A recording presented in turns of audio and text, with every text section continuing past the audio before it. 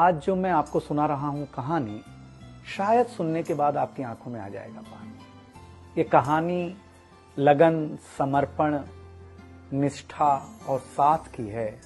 ये कहानी जितनी मेरी है उतनी ही आपकी है। इस कहानी का जो मुख्य किरदार है वो हमारे आपके जीवन का आधार है।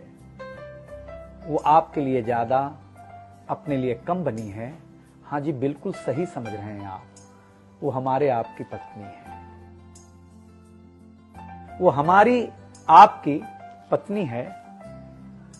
कभी आपने सोचा कि वो आप एक के साथ रिश्ता जोड़ा था, लेकिन एक के साथ रिश्ता जोड़ने के लिए उसने घर, गली, आंगन, मोहल्ला, सखी, सहेली, माँ बाप, न जाने कितनों रिश्तों से अपना मुंह मोड़ा था।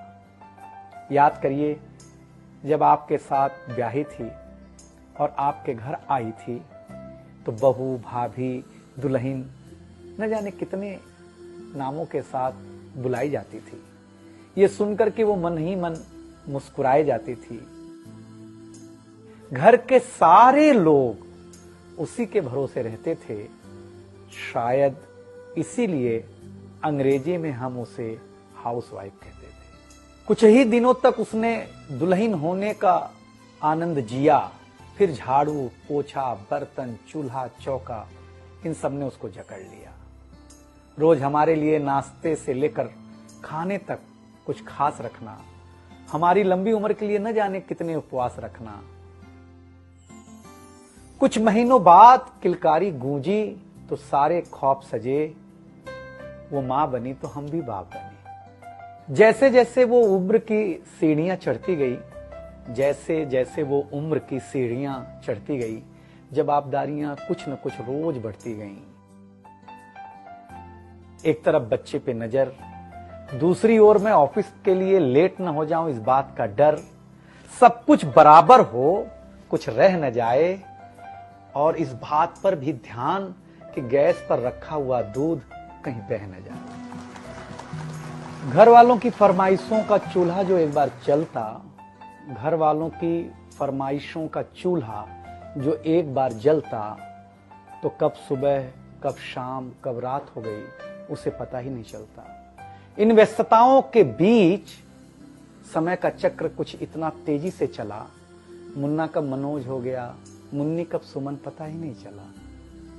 अब तक जो था प्यार, अब उसने अपना नाम बदल करके रख लिया था तकरार। बेटी को लेकर के कहना कि कुछ ज्यादा ही मन बढ़ा रखा है, तुम्हारे प्यार ने इसको सर पे चढ़ा रखा है। अब तो वो मुझे भी देने लगी थी ताना, अब तो वो मुझे भी देने लगी थी ताना, ऑफिस में ही रहा करो ना, 2-4 घंटे के लिए घर के आना। शादी के इतने दिनों बाद भी आज भी हमें सुनना पड़ता है कि न जाने कौन सा पाप किया था जो आपके साथ ब्याह किया था। और ये तो रोज की थी कहानी।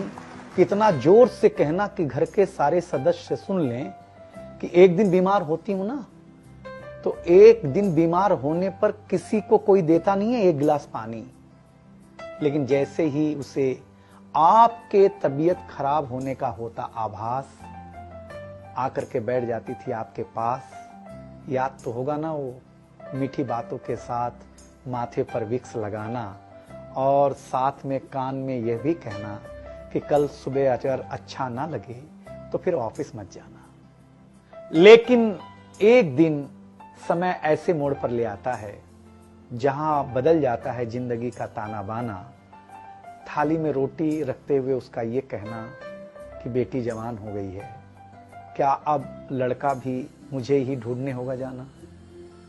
शादी तय हो जाने के बाद 1-1 रुपया जोड़ना, पैसे कम पड़ने पर खुद का कंगन तोड़ना, सब कुछ हो जाएगा मुझे ढाढ़स बढ़ाना, सब कुछ हो जाएगा मुझे ढाढ़स बढ़ाना। विवाह का गीत खुद रोते हुए गाना।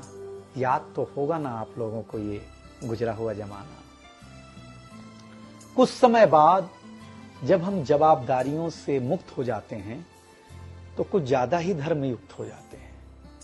उम्र के अंतिम पड़ाव पर हम बीमारियों के बीच जीने लगे हैं। बिना शक्कर की चाय पीने लगे हैं। लेकिन सच ये है कि जब तक हमारी आपकी पत्नी साथ है, चाय मीठी हो न हो, लेकिन जिंदगी में पूरी मिठास है। जबकि पत्नी के बारे में बहुत कम लिखा गया है, हर जगह मां का ही गुणगान है। मैं मानता हूं कि मां महान है, लेकिन आपके जीवन में आपकी पत्नी का भी महत्वपूर्ण योगदान है।